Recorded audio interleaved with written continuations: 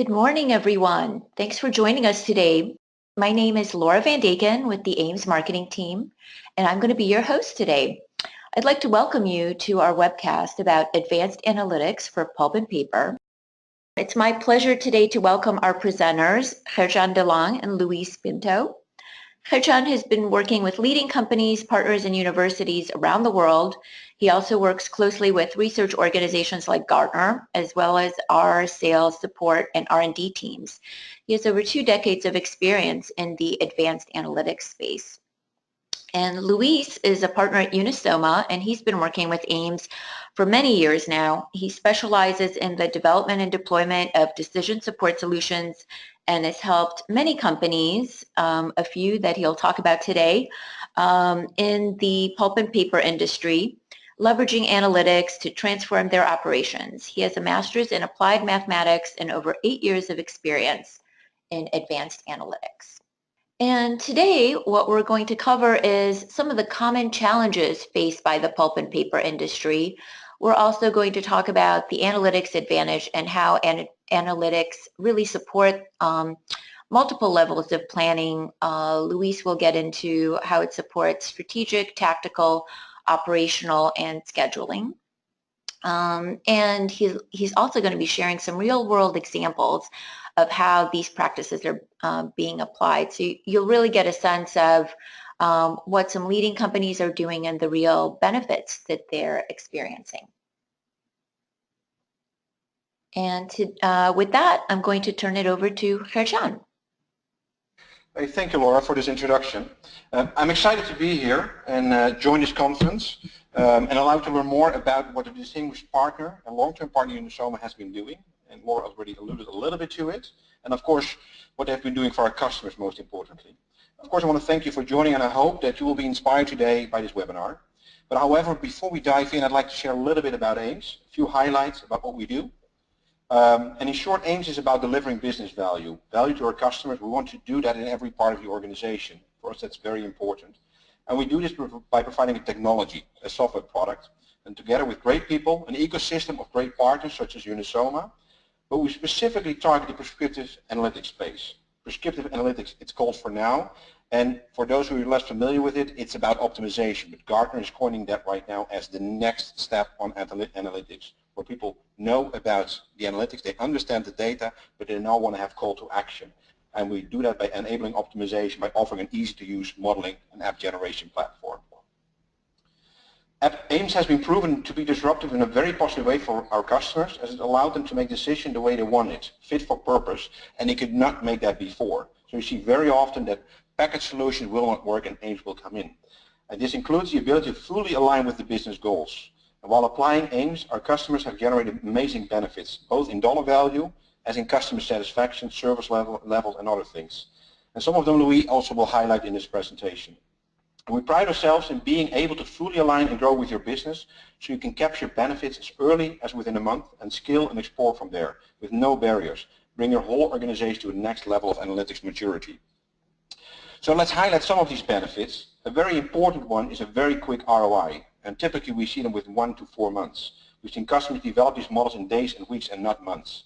So months is including the full integration, allowing them, using our Pro platform, to empower end users very quickly, and I think that's very key. We want to have the power of optimization into the hands of the end users and benefit from new insights right away.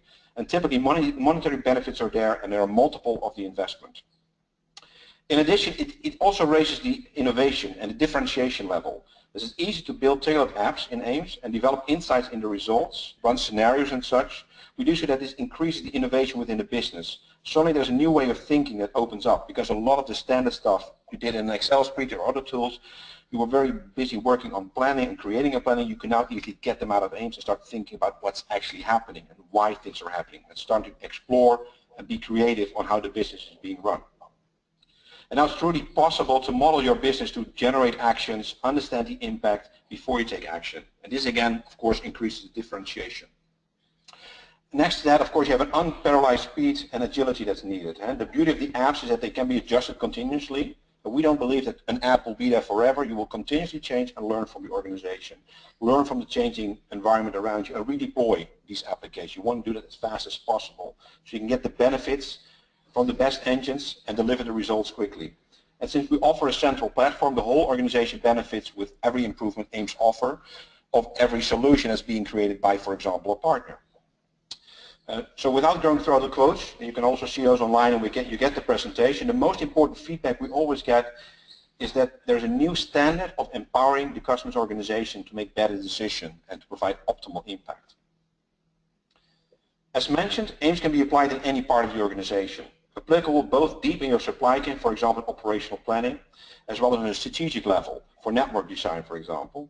Teams need to decide on price strategies, optimize inventory management, manage supplier purchase volumes to ensure an alignment with the sales forecast. There's hardly any area Ames cannot be applied to, as the many bullets here depict.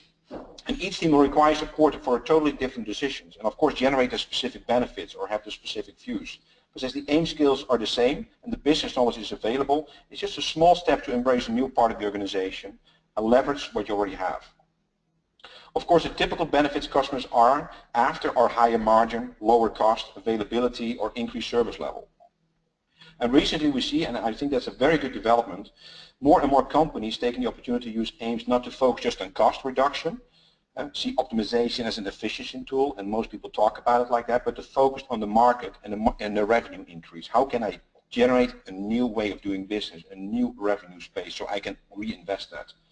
And business survives typically by an increase in market value, not a decrease in cost or the increase in margin alone. And besides this, it generates a new cash for further growth, investment, and thus further innovation. Today, in this pulp and paper industry focused webinar, we'll focus on 3 of the teams with solutions that focus on planning, manufacturing and production, and transportation and logistics. And we invited Louis of Unisoma to present this. I've had the honor to work with the Unisoma team for over 15 years and have been always amazed by the level of professionalism, their dedication and impact they create for their and thus for our customers. The companies they serve and the benefits they help create using Ames is impressive, and Louis will highlight some of those today. We're proud to be partnering with Unisoma, and Louis, I'd gladly give you the floor here. Thank you very much, Laura and Hertjen, for the introduction there. So today I'm going to talk a bit about how we see the pulp and paper industry and how we apply analytics and Ames as a great tool to solve issues and make the businesses more efficient and in a general sense solve their issues and efficiencies.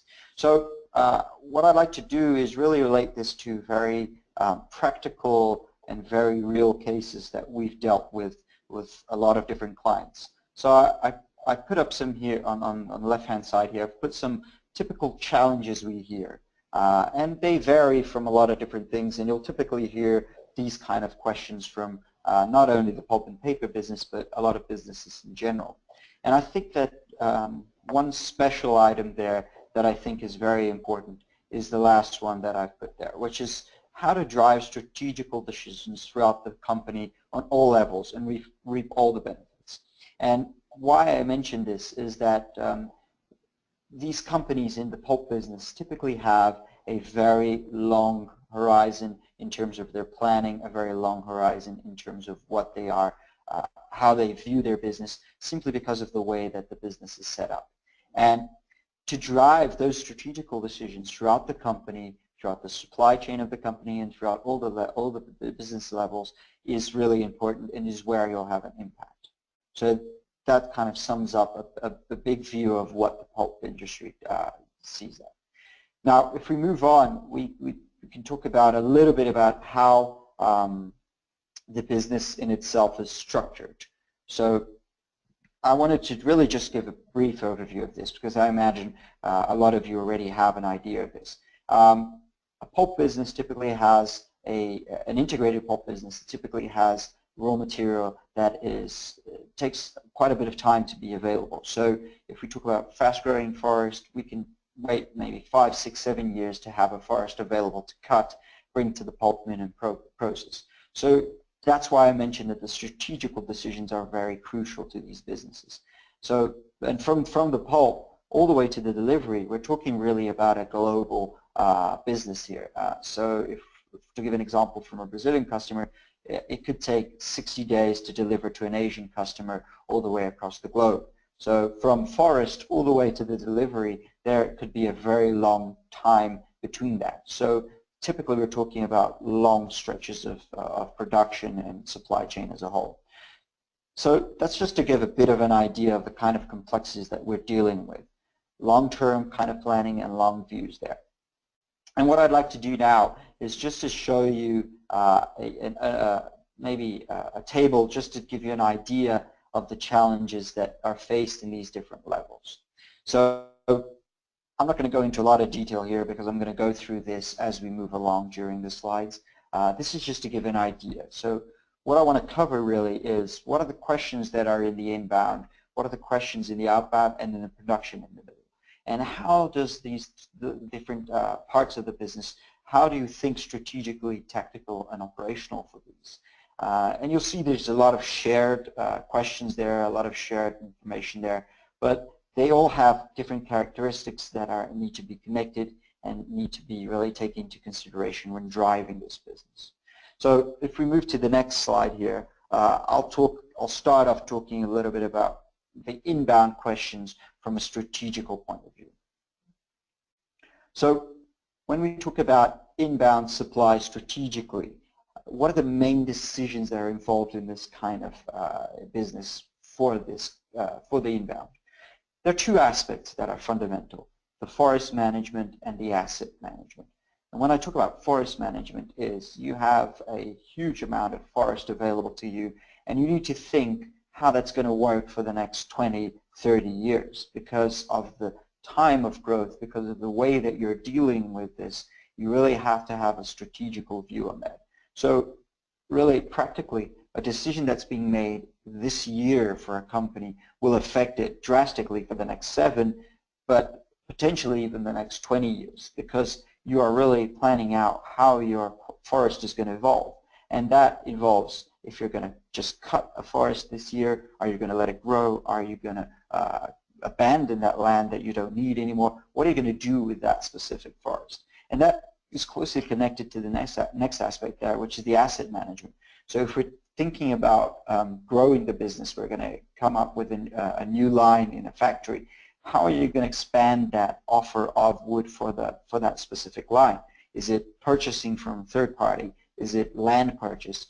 Or if you're over sized in terms of your forest, are you going to sell these forests, or are you just going to be better managing that so that you have a buffer? So these are really the questions that we're asking there, and there are a lot of challenges in this. First of all, it's a long-term planning, so it's a very crucial that you hit. You're 100% with the decisions that are being made, and there are a lot of different things. If you think about strategically, you have to connect on the lower levels with the constraints that are involved there. And you have to adapt to all of those different constraints and your strategical views of how you're going to do that. So it's a big challenge in that. Moving on, if we talk about a tactical level of decision making from the inbound perspective, it's a different level of decisions that are being made. We're talking about possibly the next year, looking on month-to-month basis, maybe week-to-week. But the questions there change a little bit because you already know what forests are available to you. And it's a lot about making decisions in terms of how to manage that wood that is available to you. So I put it there on the right-hand side, a little picture there to show a bit of the idea of the complexities that can be involved. This is just one example from one of our clients where they have a lot of forest lands and they have a lot of different possibilities in how to bring that wood all the way to the pulp mill, which can involve different ways of transportation, be it from truck or railways, and using intermediate yards or the mill yard to just transport to a certain point and then pick up from there. So there are a lot of options, and when you start talking about a lot of options, you start talking about complexity in doing that kind of planning. So when you're thinking about this tactically, the whole idea is how to manage that so that you have the right quality of wood coming into the mill, and you're not doing transportation that is unnecessary, and you're fully using your resources there. So big challenges there. Some of the questions like fleet sizing, do I need more of this or that size? How's that going to affect and so forth? That's really what happens there. And if we talk about operationally, what are the questions that come in there? So again, it's always about driving the upper level to the lower level when we talk about operationally, now we're already talking about how to make that decision of transport and transportation mode and so forth. How are we going to practically make this happen on a day-to-day basis? So maybe for the next 8 hours, maybe for the next couple of days or for the week, how I'm going to make that possible. So it's really, now we're talking about a transportation order generation. It's looking at truck by truck. It's using the best possible resource. And it's, being able to allocate those trucks to pick up that wood and be able to minimize the queuing, synchronize transport. So you could use barrage and you need to unload that on the right time and so forth. So a lot of operational, we're really talking about a lot of operational questions that are involved here. So really I just wanted to quickly set up what are the questions from the inbound there, and then really go into a practical case of how to deal with these questions in inbound. So what I like to show here in the next slide is just to show you how we practically work with inbound and how we practically developed a solution for one of our customers, in this case BSC, and how we practically solve this for them. So we're talking here about two different levels. We're talking about a strategical level and we're talking about a tactical level as well. So we have two different modules that take care of this for them. But where does business analytics impact this? So it's by being able to connect these different levels of decisions and interchanging information and being able to bring drivers from strategical to tactical and being able to apply those practically, that you have the most possible benefit from that. It's thinking about global optimization and not singularly thinking about one specific part of that. That's where we see the key differentiator. And if we move next to the next slide, you'll see that there's different decisions being made and there's different ways of making those decisions. So here I wanted to show you the complexity and what the drivers are for the strategical thinking here. So we're talking about long horizons. We're talking about 20, 30 years in terms of planning decisions. And I think that the main differentiator of this kind of solution is being able to view all of those different options in a single integrated fashion and allow the tool to make those decisions where a human couldn't possibly be able to do that practically. So I put there a little animation there on the right-hand side that is just showing how a forest could evolve over the years in terms of growth, cutting, and so forth. So what basically is showing there is how it grows. So from 1 year, 2 years, 3 years, 4 years, and you start getting options. So when you're up to 5 years, you could have a possibility of cutting or not cutting that forest that you have available. You could let it grow to the next year or the next year. And if you do cut, what are your options there? Are you going to simply cut that and leave it to rest and then replant, or are you going to coppice, or are you going to abandon that and sell that specific land? And really what I wanted to show you here is just to show you a bit of the complexities here. So these are all different types of decisions there that you have and how they interconnect into each other. And I just wanted to show you how it evolves in one specific decision-making process there. So it's a very difficult way to do that, very difficult to make those decisions. And finally, I think to just connect everything there is how do you connect all of these very complex decisions, which are difficult in itself, times the number of forests that you have, and always focused in maximizing a company evaluation there. That's where optimization makes it possible, because it's able to evaluate these decisions and bring the best possible solution in terms of value for a company. And that really has to be the focus here, because we're talking very strategically. So that's really the overview of strategic. When we go into the tactical now, these decisions that are made already here from a strategical point of view are obviously going to impact my tactical. So now we're talking about a midterm horizon. We're talking about the next 12 months. And how am I going to treat this? How does this dive into a tactical level? And I think the key differentiator again here is how we are available to analyze the conflicts in terms of the decisions that are being made on this level. So it's really about cost reduction, but it's also about a lot of different criteria that we need to take in consideration, because we're already looking at very, let's say, more operational details here. So just in this case here for BSC specifically, we take into consideration 38 different criteria that you can optimize and prioritize, which are conflicting. For instance, how much stock should I keep in a specific yard versus the age of transportation of the wood that I'm taking to the plant versus the demand that I have there versus a lot of different things. So how do you prioritize this, and how does that impact your solution? I think was fundamental to make this solution a successful one. How do you challenge that and saying, well, this is more important or that is more important, and be able to fulfill all those different criteria and be very, let's say, confident that you're making the right decision. I think that's where there was a big impact. So we brought that strategical thinking into a tactical horizon, because we already have some of the decisions there. We already know what forests we're going to cut, but how do we dive down there? And I think the differentiator was there. Be able to analyze all these options and prioritize and seek out the solution that really balances out those different objectives.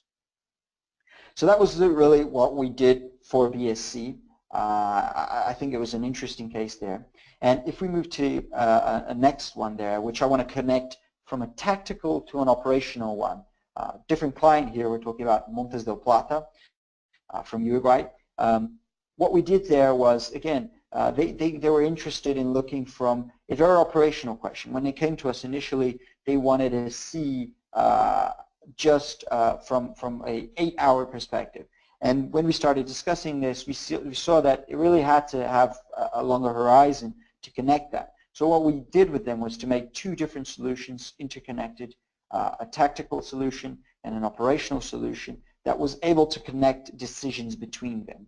And although they have the same objectives, generally speaking, which is reduce my cost for delivering wood to my plant, they have different goals individually speaking. In other words, when we're talking obviously for the next year, I'm looking at fleet sizing, I'm looking again at some of the same questions that I mentioned previously there.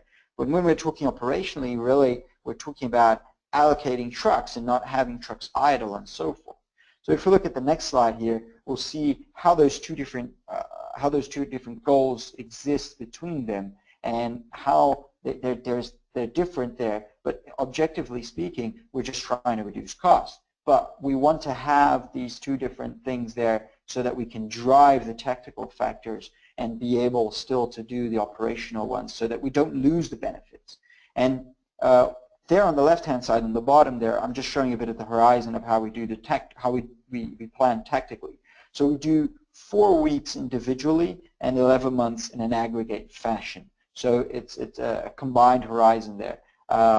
Why do we do it this way? Because we want that first week to be the main driver for the operational. So tactically speaking, I'm sound. I'm being able to, be very efficient in terms of the mix quality and everything. Now I take that first week that's available from the tactical plan, and that's going to drive my operational plan. Now, from an operational plan perspective, we do both a weekly and an 8-hour optimization that are, again, interconnected and planned at the same time, because you can't, if you're only planning for 8 hours in time, you lose that weekly benefit that you're seeking out. You can possibly be very efficient for the next 8 hours, but you can be inefficient. You're creating a situation where you'll be inefficient for the rest of that day, and you'll have to catch up later on, especially if you start thinking about synchronization. They use barrage there, so you have to take those trucks to be available at the right time to unload onto the barrage and so forth. So it's a very challenging kind of optimization there, and to be able to break that up and do the optimization together, I think, again, was the crucial aspect to making this a very successful and very, let's say, very interesting case, but not only interesting, but practical case where you reap the benefits of the tactical decisions in your operational decisions. So there's no loss in those gains that you are trying to drive throughout the company. So again, an interesting case that just shows a bit of that aspect in terms of and how to drive those kind of decisions there. Now, if we look now at the production side and the distribution side, so we talked about the inbound, strategical, tactical, operational. Now let's talk a little bit about how that moves out to the production and distribution. So well, I didn't want to divide here between production and distribution, because truly I believe that when we talk about these aspects, they need to be connected.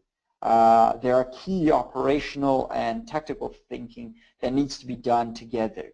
So when we did an approach on this specific type of problem, we wanted to create a solution that was integrated to deliver the best possible solution here.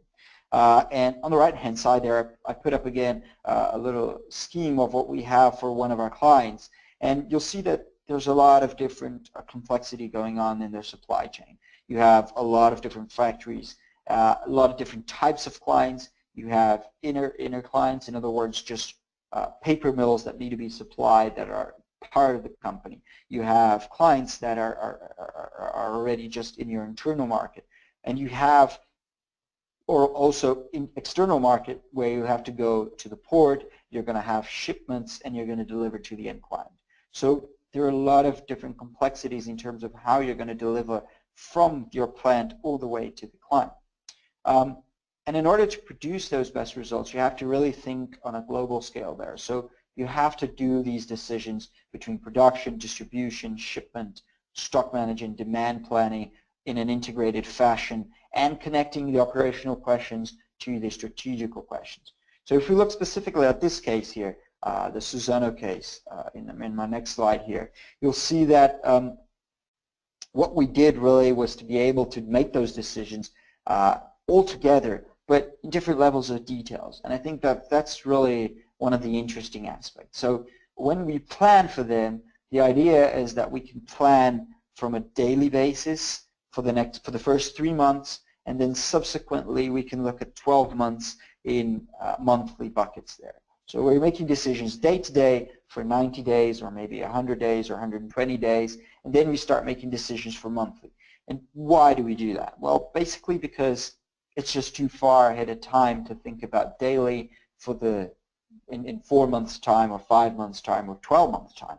It's just simply too far out that the quality of information that you have or the quality of the forecast that you have is just too far off that to use something as detailed as a daily plan. So really we make decisions on our operational level and then look at the tactical decisions there. But I think it's really interesting because given that there is such a long time to delivery where a shipment can take 45, maybe 60 days to deliver, depending on the client that you're delivering there, the decision that's being made today will have a very long period of impact there. So you have to have that longer view to be able to see the impacts of decisions of today, tomorrow, next month, so that you know that you're making the right decisions. And I think that's where there was really the crucial thing there. And being able to make those decisions from both a production, distribution, and demand side makes a big impact there. Because we're talking about really about trade-offs here, right? The market could be in a situation where you are there's too much demand and you're seeking out to fulfill all of your clients. So you really have to look about the trade-offs there. Which region am I going to supply? Which client is going to be supplied? Are there going to be delays? And you have to have those connections, or else you lose that aspect there, and you lose the more of the strategic or tactical thinking of how you're going to move that stock that needs to be available there for the next 12 months to be able to fulfill that demand. So I think really the key things that were done here for production and distribution was to be able to connect these very different horizons in a single model that's being able to do that and look at that, and being able to make those key decisions in all those different aspects. So I'm talking about integration vertically and also horizontally in terms of the decision-making process. That's really the interesting one.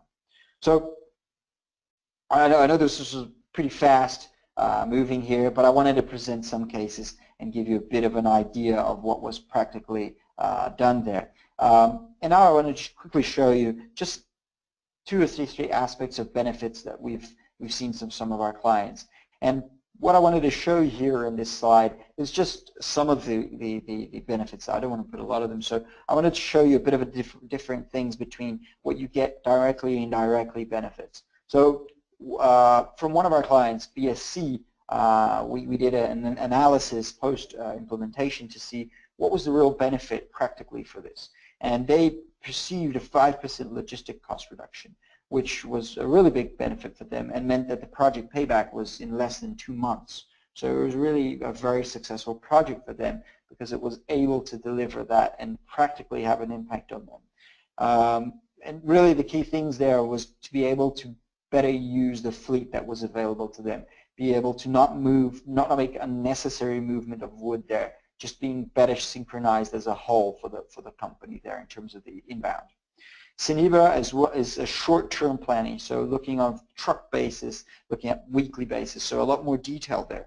There were a lot of savings in cost as well, which was to some extent surprising because part of the aspect that we're trying to optimize there is just being able to supply the wood to the plant, but there's still a component to cost reduction, and the impacts were really interesting. For an annual basis, there was a lot of impact there, and we felt that it was very successful in that sense because it not only guaranteed the supply there, but it was also to impact on financial basis their project as well. And if you look on the other side there, Suzano, what they came back to us in terms of the indirect benefits it really is about being agile in planning. So being very fast in producing a plan, being very quick to adapt, change, do what-if analysis, how to make that really successful in terms of your planning and agility and being able to adapt. Another aspect that's important for them was the corporate governance. I remember during this project, which I participated, a lot of people changed in terms of team, but you always have a tool there that is available to be used and is already part of a philosophy of how the decisions are being made. So I think that was a very interesting one.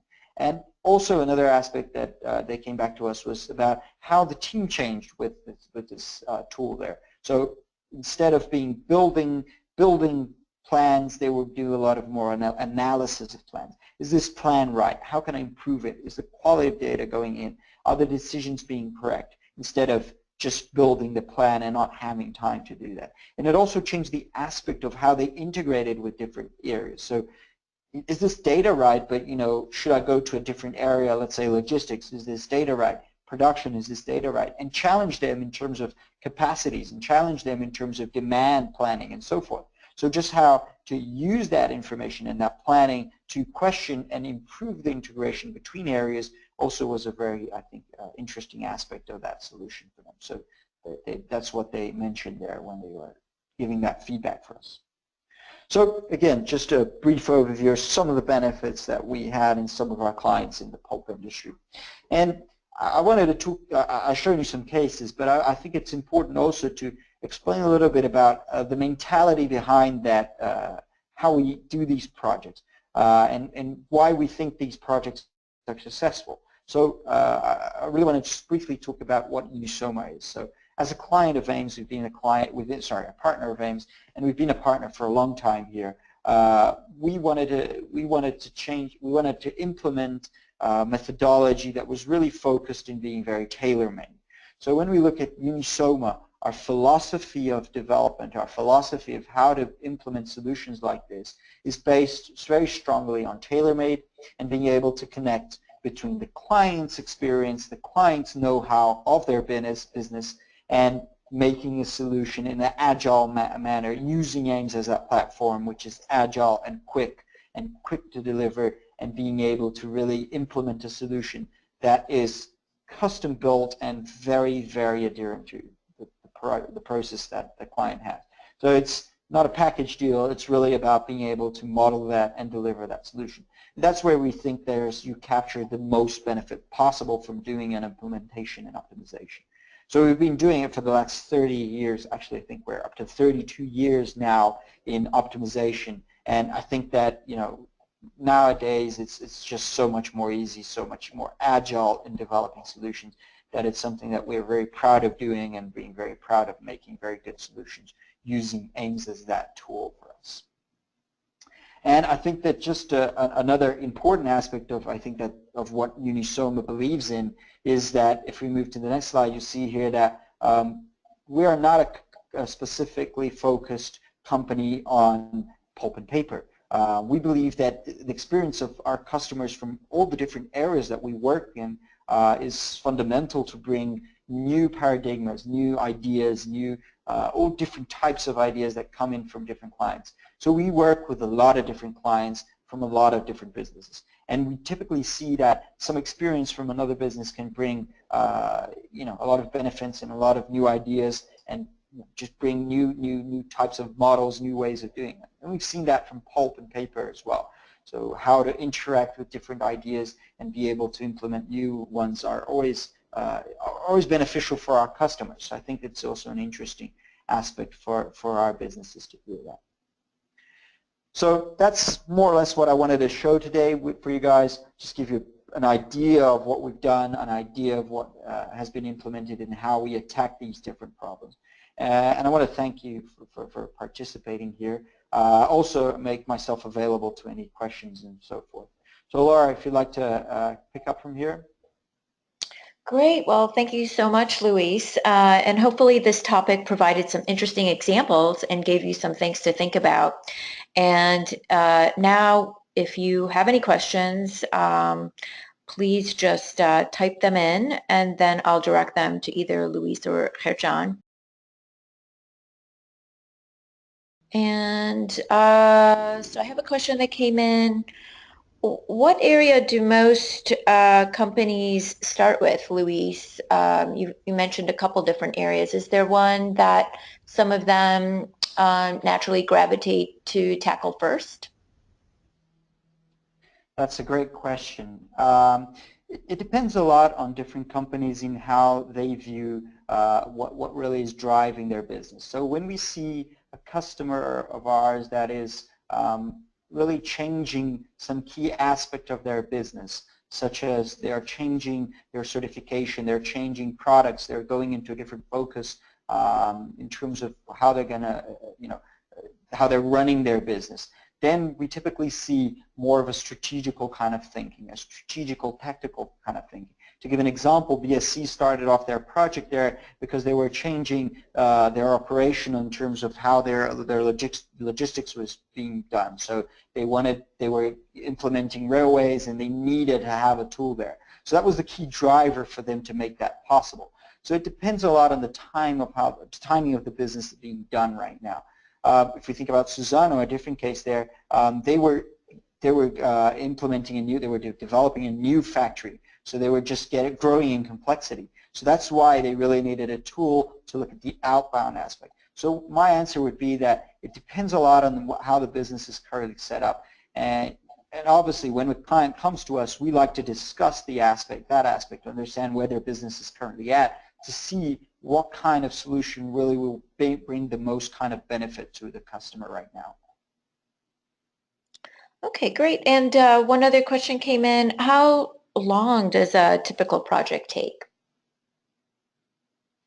Okay, well, it depends a bit on the kind of module or kind of problem that we are addressing here. Obviously, if we have more experience in that specific area, if it's something that we've done for other clients, it's a lot more agile. But typically, our projects vary from, let's say, a smaller project from 4 to 5 months, a larger project maybe 10, maybe a year if it's a very complex, a lot of integration, a lot of different things going on.